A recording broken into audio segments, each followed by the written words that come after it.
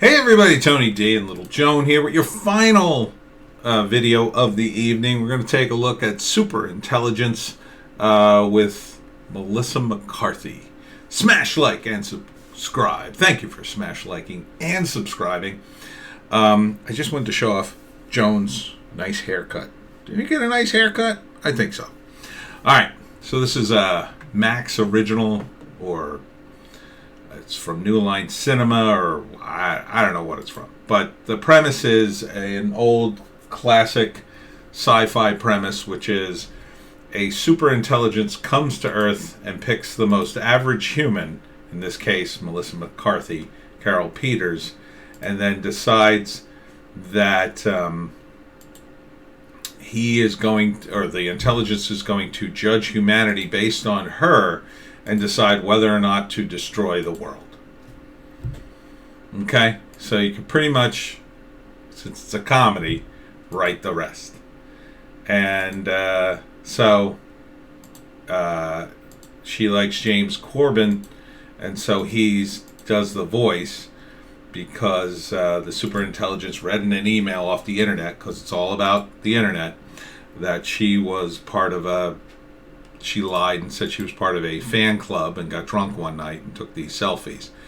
So the superintelligence has everything, is linked to everything, and makes her life all wacky, and then the FBI is involved, and then these people are involved, and she's trying to, I don't know, get back into the swing of things, maybe get a better job. She can't sit in a chair properly, and does a bit, and then runs into her ex, and then they try to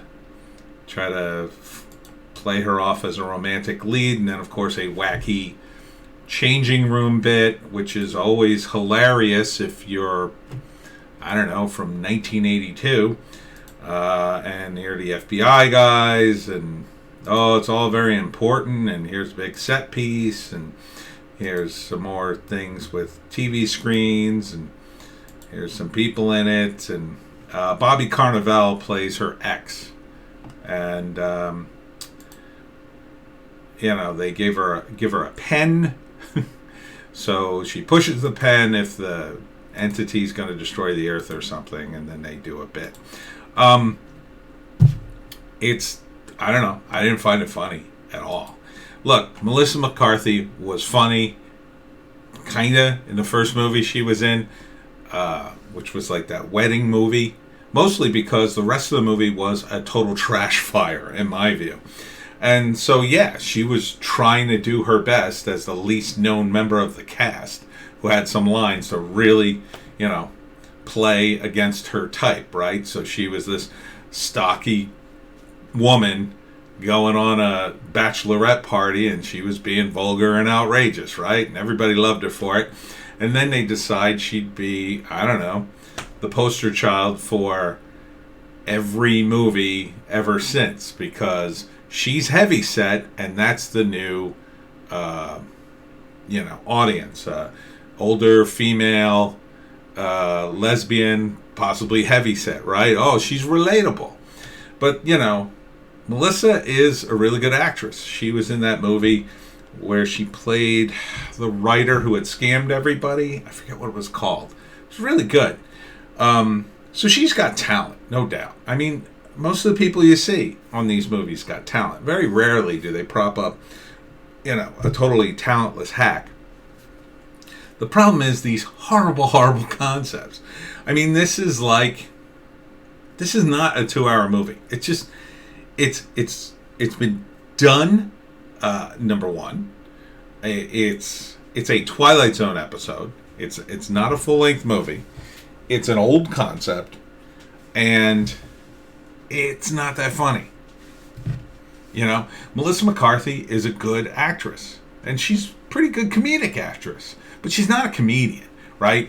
She's not like Eddie Murphy level in his prime.